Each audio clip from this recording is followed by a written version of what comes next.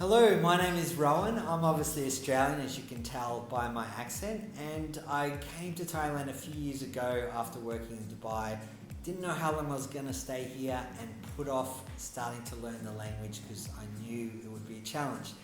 Then while I was at a local bar, some friends introduced me to the Ling app and I downloaded it, jumped on it really quick. And so when I have some downtimes during my workday, is I jump on Ling, practice a few sentences, and then go and use them when I'm at the local restaurant. So in just a few days from using Ling, I was able to go from always having to order in English now to be able to conduct my simple day-to-day tasks like going to the restaurant, going to the bar, going to 7-Eleven, which if you ever come here, you'll probably do 2 times a day. I can now do that all in Thai, and that's really thanks to Ling and being able to practice. You can actually speak something into the app and it will correct you and judge whether you sound Australian or Thai, which is very, very helpful.